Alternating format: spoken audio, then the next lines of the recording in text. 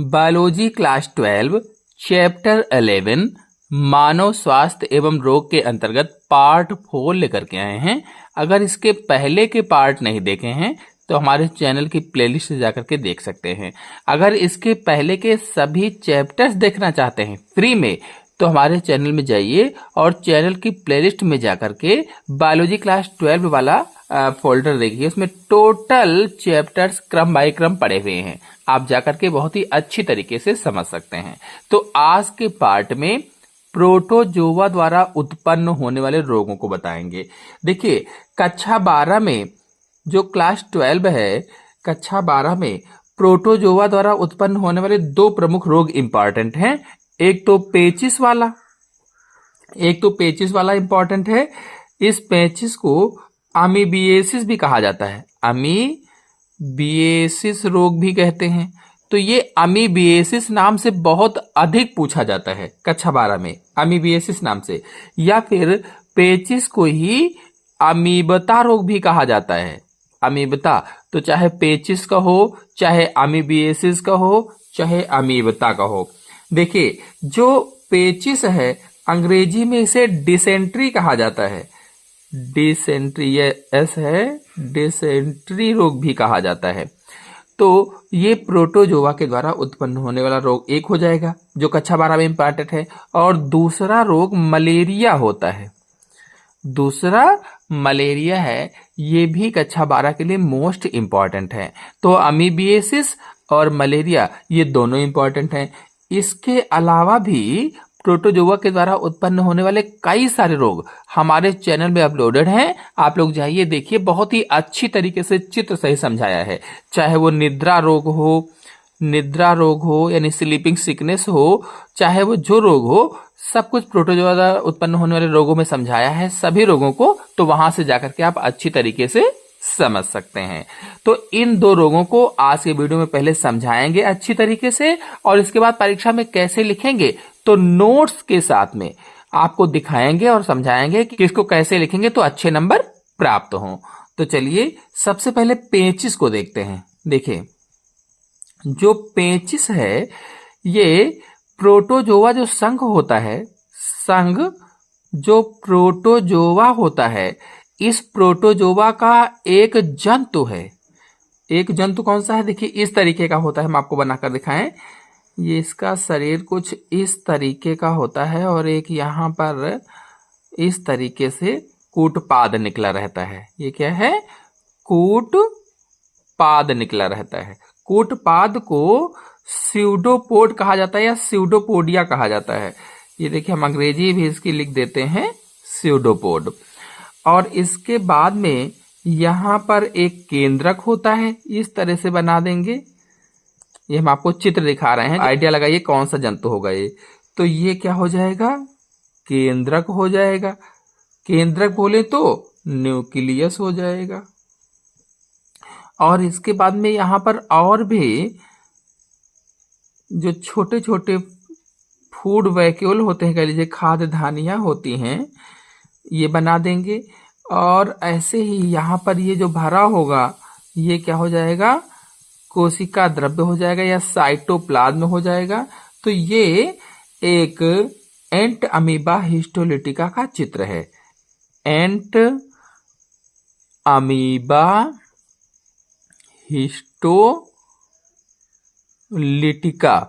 एंट amoeba histolytica का ये चित्र है, जिसकी वजह से पेचिस रोग हो जाता है। यहीं पर आपको बता दें, जो पेचिस रोग है ये एक तो ये एंट अमीबा हिस्टोलिटिका के द्वारा होता है, यानी जो प्रोटोजोआ संघ का जंतु है एंट अमीबा हिस्टोलिटिका, इसके द्वारा पेचिस रोग होता है, जिसे अमीबिएसिस या अमीबिता रोग कहा जाता है।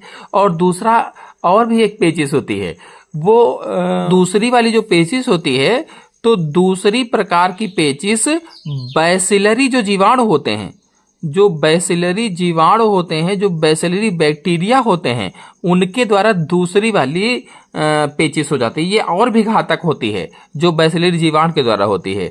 जबकि पेचिस यहाँ पर जो हम समझा रहे हैं या जो अमीबिएसिस अमीबता समझा रहे हैं, ये एंटीमीबिया हिस्टोलिटिका के द्वारा होती है, जो प्रोटोजोआ संघ का एक जंतु है। तो इसका स्ट्रक्चर तो आपको समझ में आ गया कि एंट अमीबा हिस्टोलिटिका के द्वारा पेचिस होती है। चलिए अब आपको बताते हैं कि पेचिस में क्या क्या होता है। तो देखिए पेचिस को मैंने बताया कि अमीबिएसिस या अमीबाइसिस या अमीबता रोग भी कहा जाता है, जो एंट अमीबा हिस्टोलिटिका के द्वारा होता है। यानी इसका कारक कौन है? कारक है एंट अमीबा हिस्टोलिटिका ये इसका कारक होता है, जिस जंतु के द्वारा पेचिस रोग हो जाती है। अब ये तो हो गया कारक। अब अगर इसके वाहक की बात की जाए कि इसका वाहक कौन होता है, इसको फैलाता कौन है, एक व्यक्ति से दूसरे व्यक्ति में इसको कौन ले जाता है, तो मक्खियां ले जाती हैं। मक्खियां इसको फैलाने का कार्य करती हैं। तो कारक भी आपको पता चल गया और वाहक भी आपको पता चल गया। अब देखिए, ये जो पेचिस रोग है ये अशुद्ध जल के पीने से होता है। अशुद्ध जल के पीने से पेचिस हो जाती है। जब हम अशुद्ध जल पी लेते हैं तो पेचिस हो जाती है। और मैंने बताया था 2 प्रकार की होती है, एक तो एंट अमीबा हिस्टोलिटिका के द्वारा यानी कि प्रोटोजोवन के द्वारा, और दूसरा मैंने बताया था बैसिलरी जो जीवाणु होते हैं। इसमें होता क्या है, एंट अमीबा हिस्टोलिटिका के द्वारा जो होती है, इसमें पेट में ऐंठन होती है। पेट में ऐंठन होती है, तेजी के साथ ऐंठने लगता है और बार बार दस्त आते हैं, बार बार दस्त आने लगते हैं। और अगर ज्यादा बिगड़ गया, आपने दवाई नहीं ली, ज्यादा बिगड़ गया है, तो रक्त के साथ में श्लेष्मा भी निकलने लगता है। श्लेष्मा जिसको आप आंव कहते हो, यानी रक्त के साथ में आंव भी आने लगता है, रक्त भी आता है और आंव भी आने लगता है। और साथ ही साथ बुखार भी बना रहता है, हल्का हल्का सा बुखार भी रहेगा, हाथ पैरों में दर्द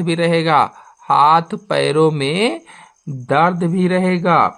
और आपको बता दें, ये जो एंट अमीबा हिस्टोलिटिका है, जो हमारी आंतें होती हैं, ये जैसे बड़ी आंत है मान लीजिए, तो जो हमारी आंतें होती हैं, ये एंट अमीबा हिस्टोलिटिका इन आंतों में घाव कर देता है, घाव उत्पन्न कर देता है, जगह जगह पर घाव बना देता है। इसी वजह से क्या होता है कि पेचिस नामक रोग हो जाता है। तो अगर कोई आपसे पूछे कि पेचिस का कारण क्या है, तो एंट अमीबा हिस्टोलिटिका की वजह से पेचिस होती है और अशुद्ध जल के पीने के कारण हो जाता है। और इनको फैलाने का कार्य मैंने बताया कि मक्खियां करती हैं। जो मक्खियां होती हैं, इस परजीवी को, एंट अमीबा हिस्टोलिटिका को, या इस परजीवी को जो खाने की चीजें होती हैं, खाने की चीजों तक पहुंचा देती हैं। और इसी तरह से जो पीने की चीजें होती हैं, पीने की चीजों तक पहुंचा देती हैं। फिर इन खाने की चीजों को, पीने की चीजों को जो संदूषित हो गई हैं इससे, एंट अमीबा हिस्टोलिटिका से, इनको जो भी खाएगा, जो भी पिएगा, उसको भी ये रोग हो जाएगा, उसको भी ये बीमारी हो जाएगी। चलिए इसकी रोकथाम के उपाय बता देते हैं। अगर पेचिस का उपचार देखा जाए, उपचार व रोकथाम को देखा जाए, तो उपचार के लिए आप किसी योग्य चिकित्सक को पहले दिखाइए। किसी योग्य चिकित्सक यानी किसी योग्य डॉक्टर को पहले दिखाइए। योग्य चिकित्सक को या योग्य डॉक्टर को पहले आप दिखा दीजिए तुरंत और उपचार करवा लीजिए। और आप रोकथाम की बात की जाए कि कैसे ये ना हो, तो रोकथाम में आप क्या क्या कर सकते हैं। एक तो गंदगी की रोकथाम कर सकते हैं। गंदगी की रोकथाम करके, जब गंदगी की रोकथाम करेंगे, जैसे जो घर होते हैं वहां बहुत सारी गंदगी रहती है, मोहल्लों में आपने देखा होगा बहुत सारी गंदगी रहती है, घरों में, मोहल्लों में, शौचालयों में बहुत सारी गंदगी रहती है, नालियां बहुत सारी गंदी रहती हैं। तो इनको सब क्या करना चाहिए, फिनाइल से धुलवाना चाहिए। फिनाइल से इन सबको धुलवाना चाहिए, चाहे वो घर हो, मोहल्ले हो, शौचालय हो, नालियां हो आदि, जहां जहां पर फिनाइल से धुलाने योग्य है वहां पर फिनाइल से धुलाना चाहिए। और जहां पर सफाई करने योग्य है वहां पर सफाई कर देना चाहिए। कूड़ा जो करकट है, कूड़ा करकट इकट्ठा नहीं होने देना चाहिए और इसी तरह से बहुत सारी सफाई करनी चाहिए। तो ये पहला हो जाएगा, गंदगी की रोकथाम करके इससे हम बच सकते हैं। और आप दूसरा बता सकते हैं, जल की शुद्धता रखकर, यानी जल हम शुद्ध पिए, क्योंकि जल के पीने से ही अधिकतर पेचिश होती है, गंदे जल के पीने से। तो गंदा जल ना पिए। जब गंदे जल के पीने से या संक्रमित जल के पीने से पेचिश हो जाती है तो गंदे जल का उपयोग नहीं करना चाहिए। जो नदी होती हैं, जो कुएं हैं, तालाब हैं, जो सार्वजनिक जल स्रोत होते हैं कह लीजिए, इनमें पोटेशियम परमैंगनेट डालना चाहिए। पोटेशियम परमैंगनेट डाल देना चाहिए, जिससे वो शुद्ध हो जाएगा। और तीसरा आप बता सकते हैं, जो खाने पीने की चीजें हैं इनमें सावधानी बरतनी चाहिए। खाने पीने की चीजों में सावधानी रखनी चाहिए। खाने पीने की चीजों में सावधानी रखेंगे तो पेचिश रोग नहीं होगा। और आप बता सकते हैं कि रोगी अलग रहे। रोगी को अलग रखकर, अगर किसी व्यक्ति को कोई रोग हो गया है तो रोगी को अलग रखना चाहिए, अन्यथा संक्रमण अन्य व्यक्तियों में भी फैल सकता है। इसके अलावा मेट्रोजिल दे दीजिए। मेट्रोजिल, ट्राइडेजाल दे दीजिए। डिपेंडाल एम कह लीजिए, और ह्यूमेटिन, इन दवाओं को आप दे सकते हैं। लेकिन ये दवाएं आपको डॉक्टर की देखरेख में लेनी है। यहां पर मैंने केवल समझाने के लिए बताया हुआ है। चलिए अगले रोग मलेरिया पर आते हैं। देखिए नेक्स्ट रोग है मलेरिया। कक्षा 12 बायो के लिए बहुत ही ज्यादा इंपॉर्टेंट है, वेरी मोस्ट इंपॉर्टेंट है मलेरिया रोग। आपको बता दें, जो मलेरिया है ये संघ प्रोटोजोआ के एक जंतु, कौन सा जंतु है, प्लाज्मोडियम से हो जाता है। मलेरिया रोग संघ प्रोटोजोआ के एक जंतु प्लाज्मोडियम के द्वारा होता है। तो प्लाज्मोडियम क्या हुआ, कारक हो गया, इसकी वजह से मलेरिया रोग हो जाता है। और इसको फैलाता कौन है, यानी मलेरिया रोग को एक व्यक्ति से दूसरे व्यक्ति में कौन ले जाता है, तो मादा एनाफ्लीज मच्छर। मादा एनाफ्लीज मच्छर एक व्यक्ति से दूसरे व्यक्ति में इस रोग कारक को फैलाता है। तो मादा एनाफ्लीज मच्छर क्या हुआ, वाहक वो जो एक व्यक्ति से दूसरे व्यक्ति में फैलाए बीमारी को, और कारक वो जिसकी वजह से बीमारी हो जाती है, जो बीमारी को पैदा करता है। आपको बता दें, जो प्लाज्मोडियम है इसे मलेरिया परजीवी भी कहा जाता है। अगर कभी परीक्षा में आ जाए कि मलेरिया परजीवी का नाम बताइए, तो मलेरिया परजीवी भी कहा जाता है, क्योंकि मलेरिया बुखार का परजीवी यही है, इसी के कारण मलेरिया बुखार हो जाता है, इसलिए इसको मलेरिया परजीवी भी कहा जाता है। परजीवी वो जो दूसरे के जीव के शरीर के अंदर रहकर अपना जीवन जीते हैं। तो मलेरिया परजीवी भी प्लाज्मोडियम ही है। और जब ये मलेरिया बुखार आता है तो 105 से 106 डिग्री फ़ारेनहाइट, 105 से 106 डिग्री फ़ारेनहाइट तक बुखार आता है, बुखार चढ़ता है, यानी बहुत तेजी के साथ बुखार चढ़ता है। और बुखार आने के पहले, जस्ट पहले कपकपी होती है, जाड़ा लगता है, कह लीजिए कपकपी होगी और जाड़ा लगेगा। और जब बुखार आएगा इसके कुछ देर बाद में पसीना भी आता है, और पसीना आने के साथ में बुखार थोड़ा सा कम हो जाता है, जो बुखार है वो कम हो जाता है।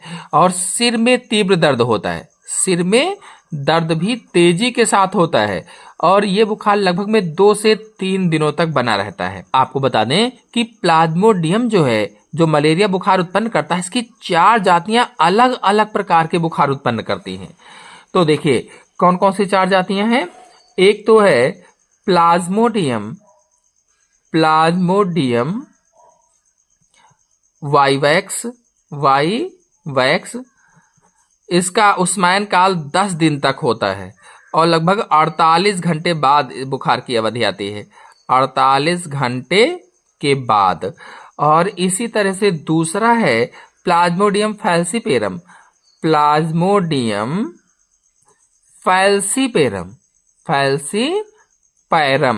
तो इसका उष्मायन काल भी 10 दिन होता है और 24 से 48 घंटे बाद इसकी अवधि होती है। और ऐसे ही तीसरा है प्लाज्मोडियम ओवेल। प्लाज्मोडियम ओवेल, इसका उष्मायन काल 14 दिन होता है उष्मायन काल, और लगभग 48 घंटे इसकी अवधि होती है। बुखार की अवधि क्या है? 48 घंटे होती है। और अगर चौथे की बात करें तो चौथा है प्लाज्मोडियम मलेरियाई। प्लाज्मोडियम मलेरियाई, इसका उष्मायन काल 27 से 37 दिन तक होता है। उष्मायन काल 27 से 37 दिन, और जो बुखार की इसकी अवधि होती है वो 72 घंटे। अगर मलेरिया बुखार के संक्रमण की बात करें कि इसका संक्रमण कैसे फैलता है, तो जैसे यहां पर मान लेते हैं कि ये 2 व्यक्ति हैं, कोई एक व्यक्ति ये है, जल्दी से ऐसे ही बना देते हैं, और दूसरा व्यक्ति ये है, जल्दी से ऐसे ही बना देते हैं, ये 2 व्यक्ति हैं। अब मान लेते हैं कि प्लाज्मोडियम जो है ये वाला इस व्यक्ति के शरीर में है। जो प्लाज्मोडियम है, प्लाज्मोडियम का स्पोरोजोइट कह लीजिए, स्पोरोजोइट। एक चीज और जान लीजिए, जो प्लाज्मोडियम है इसकी जो स्पोरोजोइट अवस्था होती है, स्पोरोजोइट अवस्था होती है, स्टेज होती है, वही स्टेज मानव में संक्रामक होती है। प्लाज्मोडियम की स्पोरोजोइट अवस्था मानव में संक्रामक होती है, वही संक्रमण पैदा करती है। तो इसका स्पोरोजोइट मान लीजिए इसके शरीर में है, ये संक्रमित है पहले से। अब कोई मच्छर आया और उस मच्छर ने इसको काट लिया, तो जैसे ही मच्छर ने काटा इसको तो मच्छर के शरीर में वो पहुंच गया। अब वही मच्छर उड़ करके आया और इस व्यक्ति को काट लिया, तो इस व्यक्ति को भी मलेरिया बुखार हो जाएगा। इस तरह से ये अपना संक्रमण करता है, या इस तरह से प्लाज्मोडियम एक व्यक्ति से दूसरे व्यक्ति को संक्रमित करता है। और यहां से यहां तक लाया कौन? तो मादा एनाफ्लिज मच्छर लाया। मादा एनाफ्लिज मच्छर की वजह से फैलता है क्योंकि यही इसका वाहक है। तो यहां से यहां तक आने में इसी की वजह से ये आया, मादा एनाफ्लिज मच्छर की वजह से आया। अब इसकी लाइफ साइकिल को चलिए समझा देते हैं। देखिए, मलेरिया परजीवी का जीवन चक्र समझने के लिए अगर आप बहुत ही अच्छी तरीके से फुल डिटेल से समझना चाहते हैं तो हमारे चैनल में जाइए। चैनल में मलेरिया परजीवी का जीवन चक्र अपलोडेड है, प्लाज्मोडियम का जीवन चक्र अपलोडेड है। आप प्लाज्मोडियम का जीवन चक्र बायोलॉजी साइंस इसके करके सर्च कीजिए, आ जाएगा, वहां से पूरा देख सकते हैं डिटेल से। यहाँ पर चूंकि हम रोग पढ़ा रहे हैं तो रोग के अंतर्गत संक्षिप्त रूप से आपको समझाएंगे। तो देखिए, जैसे ये कोई व्यक्ति है, उसका हाथ है मान लेते हैं, और इसमें किसी मच्छर ने काट लिया है। कौन सा मच्छर था? तो मादा एनाफ्लिज मच्छर था और इसने काटा। तो जब किसी व्यक्ति को मादा एनाफ्लिज मच्छर काटता है, या कह लीजिए जब मादा एनाफ्लिज मच्छर